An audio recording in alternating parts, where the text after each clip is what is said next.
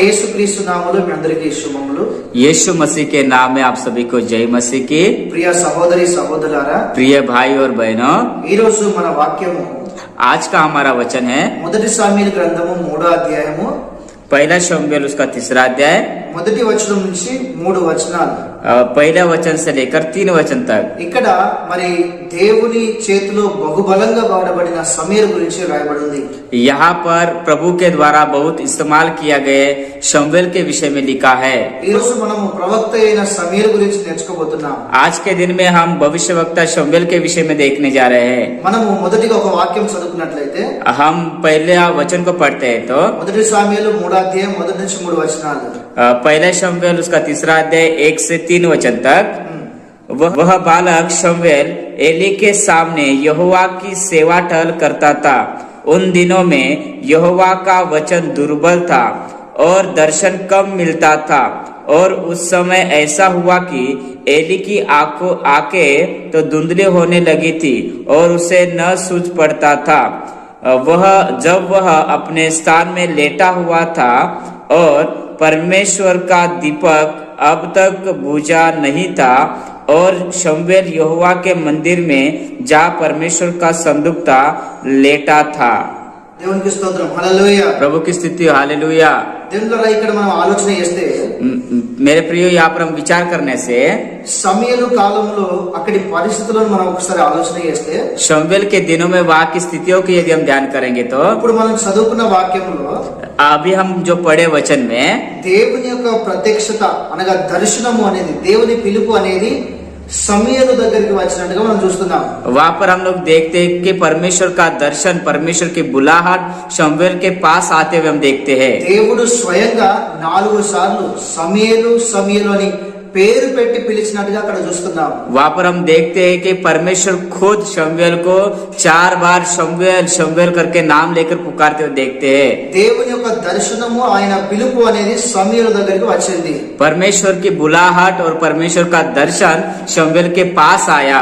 ఇక్కడ ఆశ్చర్యపోవాల్సిన విషయం ఏమై ఉన్నది అంటే, यहाँ पर आश्चर्य करने वाला कार्य क्या है बोलने से, ఇక్కడ గొప్ప విషయం ఏమై ఉన్నది అంటే, यहाँ पर महान कार्य क्या है बोलने से, దేవులారా ఆ కాలంలో దేవుని వాక్కు అనేది, దేవుని దర్శనము, ప్రత్యక్షత అనేది అరుదు అని రాయబడింది। मेरे प्रियो, वहाँ पर हम लोग देखते हैं कि उन दिनों में परमेश्वर का दर्शन, परमेश्वर का बुलाहट दुर्बल था करके लिखा है। ఆ కాలంలో కనీసం 400 సంవత్సరాలు దేవుని ప్రత్యక్షత ఎక్కడ కూడా రానట్టుగా చరిత్ర చెబుతున్నది। हम लोग उन दिनों में देखते हैं कि 400 साल उन दिनों में कहीं दर्शन नहीं था, हम लोग देखते हैं। కారణం ఏంటిదంటే, అంతకు ముందు कारण क्या है बोलने से उसके पहले మరి అక్కడ షీలోహులో మరి జీవముగల దేవుని యొక్క మందిరం అనేది అక్కడ ఉన్నది। वहाँ पर शीलो में परमेश्वर का मंदिर है करके हम लोग देखते हैं। మరి అక్కడ యాజకుడు ఎవరు అంటే ఏలీను మనం చూస్తున్నాం। वहाँ पर याजक कौन है बोलने से एली है करके हम देखते हैं। అతడు తన కుటుంబంతో కలిసి అక్కడ పరిచర్య చేస్తున్నాడు। वो अपने परिवार के साथ वहाँ पर काम कर रहा है। ఏలి యొక్క కుమారులు మరి ఆ మందిరంలోకి వచ్చే ఆడపిల్లల్ని చెడ్డ మార్గంలో తీసుకొని వెళ్ళినట్టుగా దేవుని వాక్యం సెలవిస్తున్నది। हम लोग देखते हैं कि एली के जो बेटा है, वो बेटे लोग मंदिर में आने वाले स्त्रियों को बुरे रास्ते में, बुरे मार्ग में लेके जाते हम देखते हैं। మరి దేవుని ద్వారా అప్పుడు దేవుని ఉగ్రత అక్కడ దిగి వచ్చినట్టుగా మనం చూడగలము। मेरे प्रिय, हम लोग देखते परमेश्वर का क्रोध वहाँ पर आया हुआ देखते हैं। అక్కడ ఉన్న పరిచర్య అంతా, సంఘం అంతా కింద మిగులైనట్టుగా మనం చూడగలము। वहाँ पर हम देखते हैं परमेश्वर की कलीसिया और सब वहाँ पर तितर बितर हो गई है। చూడండి దేవుని బిడ్డలారా, देखिए परमेश्वर के जनों, ఈ రోజు చాలా మంది జీవితాలు కూడా ఆ విధంగా ఉన్నాయి। आज के दिन में बहुत सारे लोगों के जीवन भी वैसे ही है। సేవకుల కుటుంబాలు కూడా ఆ విధంగా ఉన్నాయి। परमेश्वर के सेवक के परिवार भी वैसे है। చాలా మంది కుటుంబాలు కూడా ఆ విధంగా ఉన్నాయి। बहुत सारे परिवार भी वैसे ही है। చాలా మంది విశ్వాసుల కుటుంబాల్లో కూడా అలాంటి పరిస్థితులు ఉన్నాయి। बहुत सारे विश्वासी लोगों का परिवार भी वैसा ही है। మరి ఏలి కుటుంబాన్ని కూడా మనం ఆ విధంగా చూస్తున్నాం। और वैसे ही हम एली के परिवार को भी उसी प्रकार देखते हैं। దేవుని ఉగ్రత అక్కడ దిగి వచ్చినట్టుగా రాయబడింది। परमेश्वर का क्रोध वहाँ पर आते हुए हम देखते हैं। మరి దేవుని వాక్కు, దేవుని ప్రత్యక్షత, ఆయన దర్శనము ఆ పిలుపు అనేది అరుదు అయిపోయినట్టుగా వాక్యం సెలవిస్తున్నది. वहाँ पर वचन बोलता है कि उन दिनों में परमेश्वर की बुलाहट, परमेश्वर का दर्शन का दुर्बलता हो गई करके हम देखते हैं। ఒకసారి మనల్ని మనం పరీక్షించుకున్నాం, మన కుటుంబాలు ఏ విధంగా ఉన్నాయి, एक बार हम अपने आप को जांचे कि हमारे परिवार कैसा है, నా భక్తి జీవితం ఏ విధంగా ఉన్నది, मेरा भक्ति का जीवन कैसा है, నా పిల్లలు ఏ విధంగా ఉన్నారు, मेरे परिवार के बच्चे कैसे हैं, నా కుటుంబం ఏ విధంగా ఉన్నది, मेरा परिवार कैसा है, నేను ఏ విధంగా సేవ చేస్తున్నాను. मैं किस प्रकार सेवा कर रहा हूँ। ఒకసారి మనల్ని మనం పరీక్షించుకోవాలి, మన కుటుంబం ఏ విధంగా ఉన్నదో పరీక్షించుకోవాలి. हम अपने आप को एक बार जांचना चाहिए और हमारा परिवार कैसा है उसकी हम जांचबीन करना चाहिए। ఏలి కుటుంబం ఆ విధంగా ఉన్నది కనుకనే మరి ఆ రోజుల్లో దేవుని యొక్క ప్రత్యక్షత అనేది అరుదు అయిపోయింది. एली का परिवार वैसे होने के कारण उन समय में परमेश्वर का दर्शन दुर्बल हो गया करके हम देखते हैं। మరి ఇక్కడ దేవుని యొక్క కృప ప్రత్యక్షపరచబడుతున్నది. यहाँ पर परमेश्वर की दया वहाँ पर प्रकट हो रही है। దేవుని యొక్క పిలుపు, దేవుని యొక్క ప్రత్యక్షత ఇక్కడ సమూయేలు దగ్గరికి వచ్చినట్టు చూస్తున్నాం. परमेश्वर की बुलाहट और परमेश्वर का दर्शन हम शमूएल के पास आते हुए देखते हैं। దేవుడే స్వయంగా పిలుస్తున్నాడు సమూయేలు సమూయేలు అని చెప్పేసి. परमेश्वर खुद ही शमूएल को शमूएल शमूएल करके बुला रहा है। ఇక్కడ మనం ఒక విషయం నేర్చుకోబోతున్నాం. यहाँ पर हम एक वचन को बात को सीखने जा रहे దేవుని యొక్క ప్రత్యక్షత అనేది ఎవరికి వస్తుంది? हैं। परमेश्वर का दर्शन किसे मिलता है? దేవుని యొక్క వాక్కు ఆయన ప్రత్యక్షత అనేది ఎవరికి వస్తుంది? परमेश्वर का वचन या उसका दर्शन किसे मिलता है? వాక్యంలో రాయబడి ఉంది, वचन में लिखा है ఎక్కడైతే దర్శనం అనేది ఉండదో जहाँ पर दर्शन नहीं रहता మరి అక్కడ కట్టు లేక ప్రజలు నశించిపోతారు అని చెప్పేసి రాయబడింది. वहाँ पर बंधता या एकता न रहने के कारण लोग नाश हो जाते लिखा है। కనుక దర్శనం అనేది ప్రతి ఒక్కరికి చాలా అవసరమైనది. इसलिए दर्शन सभी को महत्वपूर्ण है। మరి ప్రాముఖ్యంగా సేవకులకు మరి ఎంతో అవసరమైనది. उसी प्रकार प्रभु के दास लोगों को बहुत ही महत्वपूर्ण है। మనం ఒక దర్శనం కలిగి జీవించాలి. हमें एक दर्शन चाहिए। దేవుని చిత్తానుసారంగా మనం ముందు అడుగు వేయాలి. हम प्रभु की इच्छा के अनुसार आगे कदम डाले। దేవుని యొక్క వాక్కు సమూయేలుకు ప్రకటించబడినట్టుగా చూస్తున్నాం. हम यहाँ पर देखते हैं कि परमेश्वर का वचन शमूएल के पास प्रकट हो गया। సమూయేలు ఏ విధంగా ఉంటే దేవుడు అతన్ని పిలుస్తున్నాడు. पर शमूएल किस प्रकार रहने के कारण परमेश्वर उसे बुला रहा है। సమూయేలు ఎట్లా ఉంటే దేవుడు తన దర్శనాన్ని సమూయేలుకి ఇస్తున్నాడు. शमूएल कैसा रहने के कारण परमेश्वर अपने दर्शन को शमूएल को दे रहा है। మనం సమూయేలు గురించి నేర్చుకుందాము. आज हम शमूएल के विषय में सीखेंगे। తర్వాత మనల్ని మనం పరీక్షించుకుందాము. हम अपने आप को परीक्षा करेंगे। ఆ విధంగా మనం నడుచుకున్నట్లయితే उस प्रकार हम चलने से దేవుడు తప్పకుండా సమూయేలుకి ఇచ్చిన కృపను దేవుడు మనకు కూడా అనుగ్రహిస్తాడు. प्रभु नीचे जो शमूएल को अनुग्रह दिया वो प्रभु हमें भी अनुग्रह देगा। దేవునికి స్తోత్రం. హల్లెలూయా, प्रभु की स्थिति हालेलुया హల్లెలూయా. हालेलुया। దేవుని గారు ఇక్కడ రాయబడి ఉంది, प्रिय यहाँ पर लिखा है దేవుని యొక్క ప్రత్యక్షత సమూయేలు యొద్దకు వచ్చినట్టుగా మనం చూస్తున్నాం. परमेश्वर का दर्शन शमूएल के पास आए हुए हम देखते हैं। ఎందుకు వచ్చింది అంటే क्यों आया बोलने से దేవుని వాక్యం సెలవిస్తున్నది. प्रभु का वचन बताता है। మొట్టమొదటిగా प्रथम बात సమూయేలు ఒక నాయకత్వం కింద ఉండి ఆ పరిచర్య చేస్తున్నాడు. शमूएल अगुवे के अधीन होकर काम कर रहा है। నాయకుని కింద ఉండి అక్కడ పని చేస్తున్నాడు. अगुवे का अधीन होकर काम कर रहा है। ఇది అతనిలో మొదటి విషయంగా మనము గమనించాలి. उसमें ये पहली बात को हम देखते हैं। చాలా మంది నాయకుని కింద ఉండి పని చేయడం అనేది ఇష్టపడడం లేదు. बहुत सारे लोग अगुवे के नीचे रहकर काम करना पसंद नहीं करते। వాళ్ళ మనసు ఒప్పుకోవడం లేదు, उनका मन पसंद नहीं करता, వారు ఇష్టపడడం లేదు. वो इच्छा नहीं रखते ఎందుకంటే వాళ్ళకు వాళ్ళే మరి గొప్పగా ఉండాలనుకుంటున్నారు. क्योंकि उनको खुद को वही बड़ा रहना चाहते हैं। మరి వాళ్ళే సింహాసనం మీద కూర్చొని మరి రాజ్యం చలాయించాలి అని అనుకుంటున్నారు. वही खुद सिंहासन पर बैठकर राज्य करना चाहते हैं। కానీ ఒక ఆధీనంలో ఉండి పరిచర్య చేయాలి, ఒక ఆధీనంలో ఉండి పరిచర్య నేర్చుకోవాలి అనే వాళ్ళు తక్కువ మంది ఉన్నారు. वो अधीन रहकर काम करने वाले या अधीन रहकर सीखने की इच्छा करने वाले बहुत कम लोग हैं। ఇది ప్రజల్లో తక్కువ అయిపోయింది. ये लोगों में बहुत कम हो गया है। ఈ విధంగా సేవ చేసేవారు తక్కువైపోయారు. इस प्रकार सेवा करने वाले कम हो गए हैं। కనుక దేవుని ప్రత్యక్షత అనేది దేవుళ్ళ అరుదు అయిపోయింది. इसलिए परमेश्वर का दर्शन जो है कम हो गया। దేవుని వాక్కు అనేది ప్రకటించబడడం లేదు. परमेश्वर का वचन प्रकट नहीं हो रहा है। కనుక దేవుని యొక్క వాక్కు అనేది ప్రకటించబడాలి అంటే సేవ చేసే వ్యక్తి మొదటిగా ఒక యజమాని నాయకత్వం కిందికి వెళ్ళాలి. परमेश्वर का वचन प्रकट होना है बोलने से एक व्यक्ति सेवा करने वाला अपने अगुवे के अधीन होकर सेवा करना है। నాయకత్వం కింద ఉండి పని చేయడం అనేది నేర్చుకోవాలి. अगुवे के अधीन होकर काम करना सीखना है। అందుకే చాలా మందిలో మరి నడిపింపు, సరి అయిన నడిపింపు అనేది కనబడడం లేదు. इसलिए बहुत सारे लोगों में अच्छा चाल चलन दिखाई नहीं दे रहा है. ఇష్టం వచ్చినట్టు సేవలు చేస్తున్నారు, अपनी मर्जी के अनुसार सेवा कर रहे हैं, ఇష్టం వచ్చినట్టు నడుచుకుంటున్నారు, अपनी इच्छा के अनुसार चल रहे हैं. ఏది చేసినా వాళ్ళకి ఇష్టం వచ్చినట్టు చేస్తున్నారు. जो भी करे अपनी मर्जी के अनुसार कर रहे हैं, దేవుని బిడ్డలారా, వాళ్ళకు సరి అయిన నడిపింపు లేదు. क्योंकि उनको अच्छा अगुवाई नहीं है. బైబిల్లో మనం ఆలోచన చేస్తే बाइबल में हम ये देखने से ఈ 66 పుస్తకాలు కలిగిన ఈ యొక్క పరిశుద్ధమైన గ్రంథము ये 66 पुस्तक वाला ये जो पवित्र शास्त्र है, నాయకత్వం కింద ఉండి పని చేయాలని మనం నేర్పిస్తుంది. हम अगुवे के अधीन होकर काम करना है करके सिखाती है. మనం బైబిల్లో ఆలోచన చేస్తే यदि हम बाइबल में देखते हैं तो ఏలియా దగ్గర మరి ఎలీషా ఉండి పరిచర్య చేసి నేర్చుకున్నాడు, తర్వాత పరిచర్య చేశాడు. एलिया के नीचे एलिशा रहकर काम किया और बाद में सेवा किया करके हम देखते हैं. అంతేకాకుండా उतना ही नहीं, మరి మోషే దగ్గర యెహోషువ ఉండి నేర్చుకుని ఆ తర్వాత గొప్ప సేవ చేసినట్టుగా మనం చూడగలం. और उतना ही नहीं बल्कि मूसे के नीचे यहोशू रहकर वो सारी बातों को सीखकर सेवा किया हम देखते हैं. మరి అంతేకాకుండా పౌలు దగ్గర తిమోతి ఉండి నేర్చుకొని ఆ తర్వాత ఆయన గొప్ప పరిచర్య చేసినట్టుగా మనం చూడగలం. उतना ही नहीं बल्कि पौलुस के नीचे तिमुथियुस रहकर वो सारी चीजों को सीखकर सेवा किया हम देखते हैं. అదేవిధంగా ఏలి దగ్గర కూడా మరి సమయలు ఉండి నాయకత్వం కింద ఉండి నేర్చుకొని అదేవిధంగా చక్కని పరిచర్య మందిరంలో చేస్తున్నాడు కనుకనే దేవుని యొక్క వాక్కు వెతుక్కుంటూ మరి సమయల దగ్గరికి వచ్చింది. उसी प्रकार हम लोग देखते कि एली के अधीन में रहकर शमूएल काम करने के कारण प्रभु का वचन उसके पास पहुंचा करके हम देखते हैं. హల్లెలూయా, हालेलुया, హల్లెలూయా. हालेलुया. కనుక దేవుడు నాయకత్వం కింద ఉండి పని చేయాలి. इसलिए मेरे प्रिय अगुवे के अधीन होकर काम करना है. ఒక ఉదాహరణ మనం ఆలోచన చేస్తే यदि हम उदाहरण के रूप में विचार करें तो మనము సంఘానికి చాలా రకాలుగా బోధలు బోధిస్తాం. हम लोग कलीसिया में बहुत सारे प्रकार के वचन को प्रचार करते हैं. శుక్రవారం ప్రకటిస్తాము, शुक्रवार को प्रचार करते हैं, ఆదివారం ప్రకటిస్తాము, रविवार को प्रचार करते हैं, ఉపవాస ప్రార్థన ప్రకటిస్తాము, उपवास प्रार्थना में प्रकट करते हैं, మీటింగ్ లో ప్రకటిస్తాము.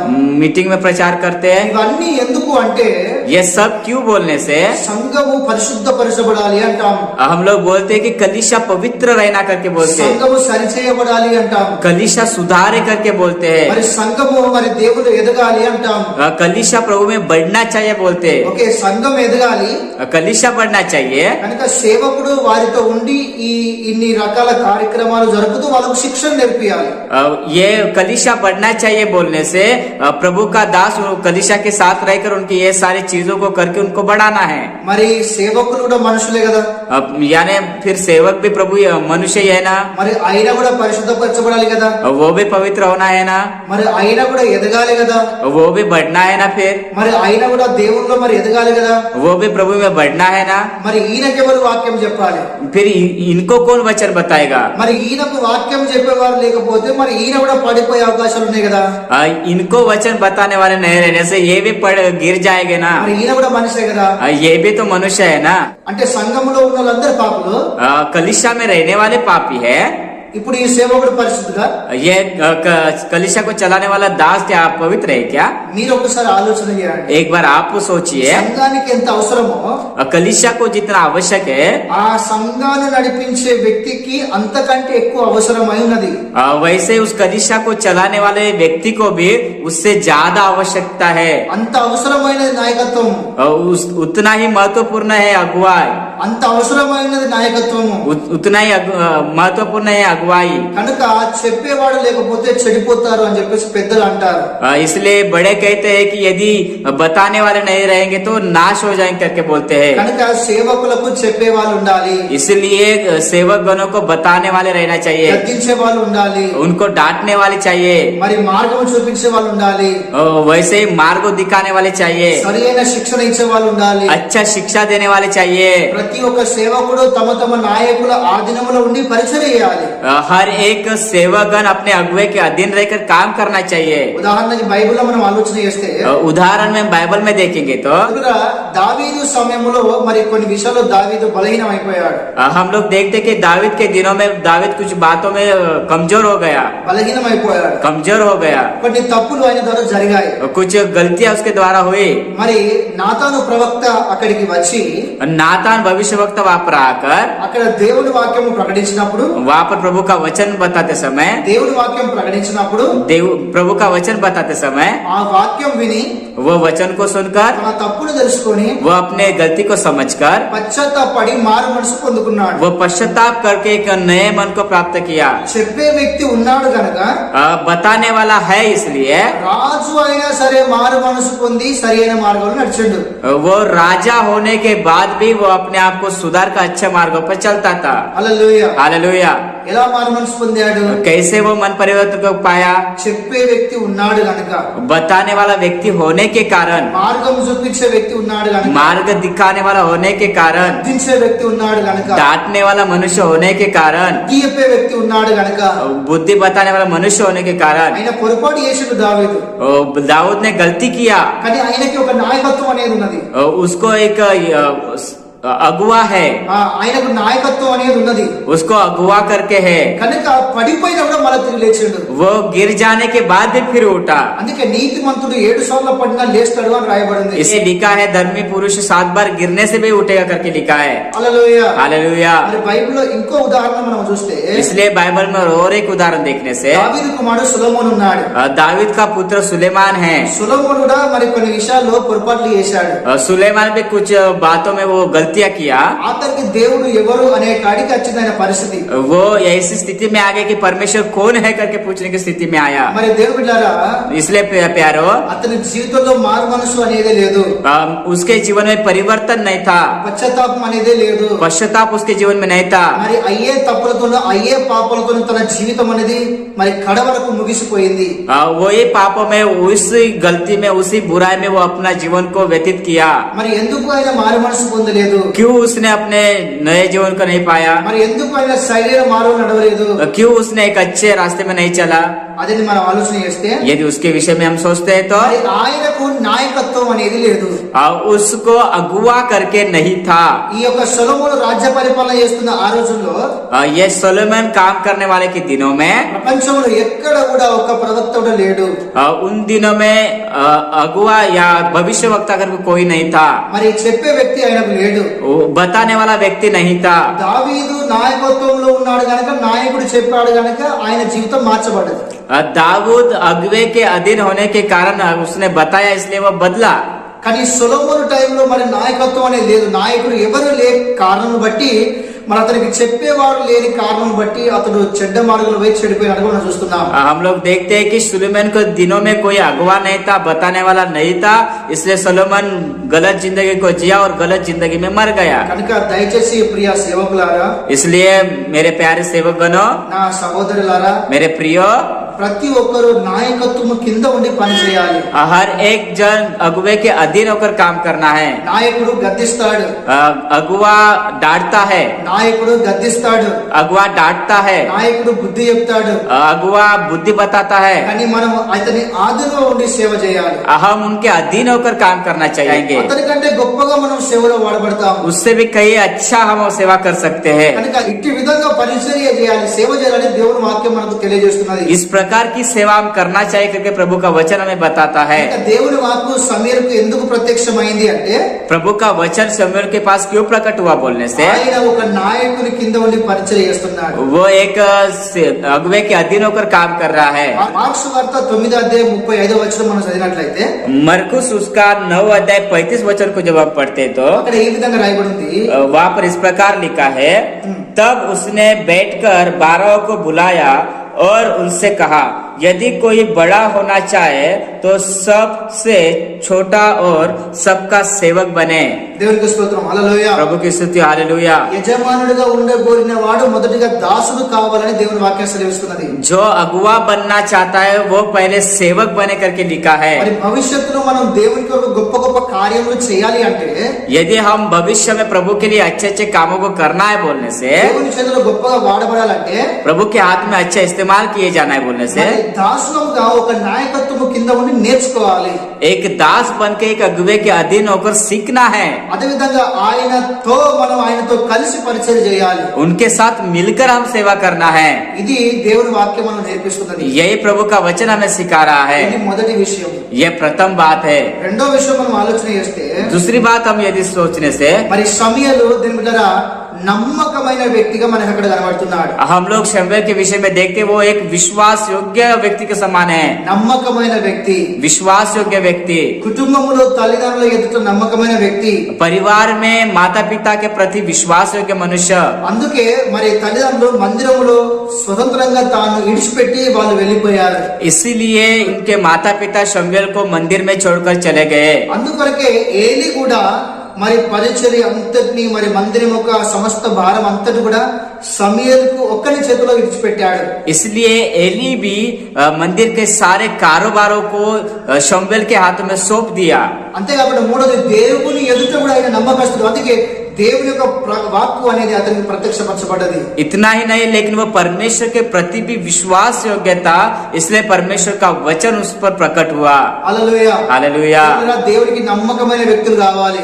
मेरे प्रिय प्रभु को विश्वास योग्य लोग चाहिए, నమ్మకమైన వ్యక్తులు కావాలి. विश्वास योग्य लोग चाहिए. 2 తిమోతి 2వ అధ్యాయం 2వ వచనంలో दूसरा तिमोथी 2 अध्याय 2 वचन में మరి అపోస్తలుడైన పౌలు గారు మరి తిమోతికి ప్రకటిస్తున్నాడు. वहाँ पर पौलुस तिमोथी को बोल रहा है, నేను ఏదైతే నీకు నేర్పించి ఉన్నానో मैं जो भी तुमको शिक्षा दिया है నువ్వు దాన్ని నమ్మకమైన వారికి అప్పగించాలి అంటున్నాడు. आप जाकर वो बातों को एक विश्वास योग्य दास को सौंप देना बोल रहा है. కనుక పరిచర్య కొరకు నమ్మకస్తులు కావాలి. इसलिए सेवकाई के लिए विश्वास योग्य चाहिए, అబద్ధం మాట్లాడేవారు కాదు, झूठ बोलने वाले नहीं, స్వార్థంగా నడుచుకునే వాళ్ళు కాదు, स्वार्थ में चलने वाले नहीं, మోసం చేసే వాళ్ళు కాదు, धोखा देने वाले नहीं, లోకానుసారంగా నడుచుకునే వాళ్ళు కాదు, संसार के अनुसार चलने वाले नहीं, బయట ఒకలాగా లోపల ఒకలాగా ఉండే వాళ్ళు కాదు. वो बाहर एक और अंदर एक रहने वाले नहीं. నమ్మకత్వం నమ్మకమైన వారు దేవుని పరిచర్య కొరకు కావాలి. वो विश्वास योग्य लोग प्रभु की सेवा के लिए चाहिए. సమూయేలు నమ్మకస్తుడు కనుక దేవుని యొక్క వాక్కు అతనికి ప్రత్యక్షపరచబడ్డది. शमूएल विश्वास योग्य था, इसलिए प्रभु का वचन उस पर प्रकट हुआ. బైబిల్లో మనం ఒక ఉదాహరణ చూసినట్లయితే बाइबल में यदि हम एक उदाहरण को देखते तो సంఖ్యాకాండం 12వ వచనంలో गिनती 12 अध्याय 7 वचन में మోషే గురించి ఈ విధంగా రాయబడింది. मूसा के विषय में इस प्रकार लिखा है, परंतु मेरा दास मूसा ऐसा नहीं है,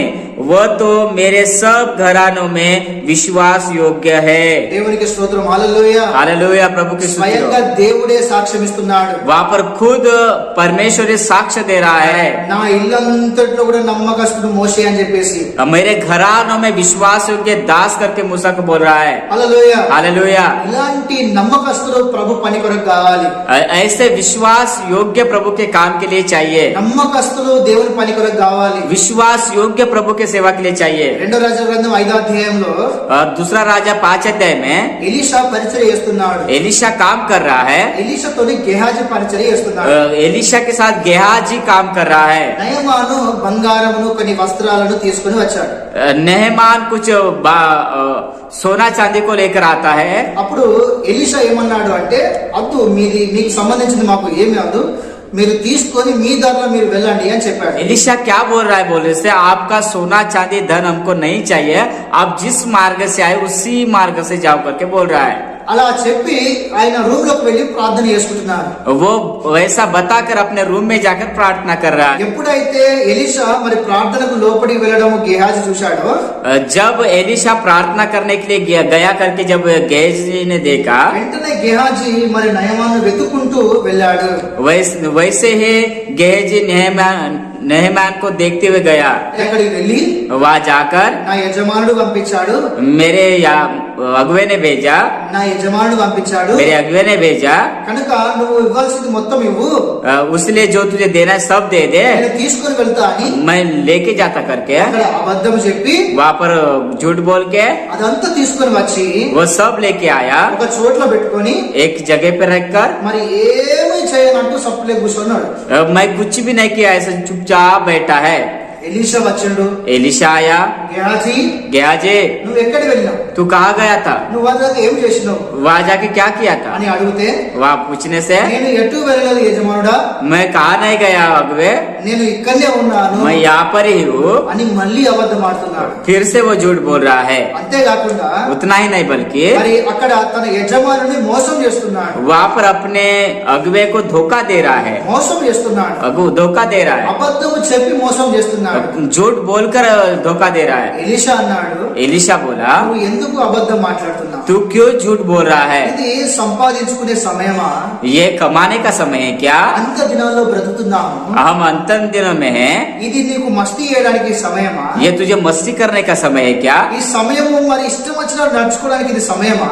ये तुझे इच्छा के अनुसार चलने का दिन है क्या? నువ్వు ఎందుకు నాతో అబద్ధం ఆడుతున్నావు? तू मेरे साथ क्यों झूठ बोल रहा है? నువ్వు వెళ్ళి నయమాన్తో మాట్లాడినప్పుడు నా ఆత్మ నీతో రాలేదా అని చెప్తున్నాడు. तू जाकर नामान के साथ जब बात किया तब मेरा आत्मा नहीं आया करके पूछ रहा है। హల్లెలూయా. हालेलुया। అతనికి కుష్ఠరోగం వచ్చినట్టుగా మనం చూస్తున్నాం. वहाँ पर उसको कोड आया हम देखते हैं। కనుక దేవుని ద్వారా పరిచర్యలో ఎలాంటి వారు కావాలి అంటే మరి నమ్మకమైన వారు కావాలి. इसलिए मेरे प्रिय सेवकाई में कैसे लोग चाहिए बोलने से विश्वास योग्य चाहिए, అబద్ధం చెప్పే వాళ్ళు కాదు, झूठ बोलने वाले नहीं, మోసం చేసే వాళ్ళు కాదు, धोखा देने वाले नहीं, దేవుని నమ్మకమైన వ్యక్తులు కావాలి. विश्वास योग्य चाहिए मेरे प्रिय। మన కుటుంబంలో నమ్మకత్వం ఉండాలి, हमारे परिवार में विश्वास योग्य रहना चाहिए, సంఘంలో నమ్మకత్వం ఉండాలి, कलिशा में विश्वास योग्य रहना चाहिए, సమాజంలో నమ్మకత్వం ఉండాలి, समाज में विश्वास योग्य रहना चाहिए, దేవుని ఎదుట దేవుని ఇల్లంతట్లో మనం నమ్మకస్తులమై ఉండాలి. प्रभु के सारे घराने में विश्वास योग्य रहना चाहिए, దేవునికి నమ్మకస్తులు కావాలి. प्रभु को विश्वास योग्य चाहिए। బైబిల్లో రాయబడింది అబ్రహాం కూడా నమ్మకమైన వ్యక్తి అని దేవుని వాక్యం సెలవిస్తున్నది. बाइबल में लिखा है अब्राहम भी विश्वास योग्यता करके लिखा है, నమ్మకమైన వ్యక్తి అని రాయబడింది. विश्वास योग्य व्यक्ति करके लिखा है। దానియేలు కూడా బబులోను సామ్రాజ్యంలో నమ్మకమైన వ్యక్తి అని రాయబడింది. हम लोग देखते हैं दानियल भी बेबीलोन में विश्वास योग्यता करके लिखा है। అదేవిధంగా యోసేపు కూడా ఐగుప్తులో నమ్మకమైన వ్యక్తి అని రాయబడింది. उसी प्रकार यूसुफ भी मिस्र में विश्वास योग्य करके लिखा है। ఆ బబులోనులో దానియేలు నమ్మకమైన వ్యక్తి కనుకనే वो उस बेबीलोन में दानियल विश्वास योग्य था, इसलिए మరి ఆ యొక్క చక్రవర్తి అతనికి అధికారం అనేది అనుగ్రహించాడు. इसलिए वहाँ का जो राजा था उसे अधिकारी बनाया। మరి ఐగుప్తులో మరి ఈ యొక్క యోసేపు నమ్మకమైన వ్యక్తి కనుకనే मिस्र में यूसुफ विश्वास योग्य था, इसलिए మరి అక్కడ ఫరో రాజు అతనికి ఒక ఆధిపత్యాన్ని ఒక అధికారం ఇచ్చినట్టుగా మనం చూస్తున్నాం. इसलिए वहाँ का फिरौन राजा ने यूसुफ को अधिकारी बनाया करके देखते हैं। హల్లెలూయా. हालेलुया। పరిచర్య కొరకు నమ్మకమైన వ్యక్తులు కావాలి. इसलिए सेवकाई के लिए विश्वास योग्य लोग चाहिए। సమయలు నమ్మకమైన వ్యక్తి గనుకనే దేవుని యొక్క దర్శనము సమయం దగ్గరికి వచ్చింది. वो शमूएल विश्वास योग्य व्यक्ति था, इसलिए प्रभु का दर्शन उसके पास आया। హల్లెలూయా. हालेलुया।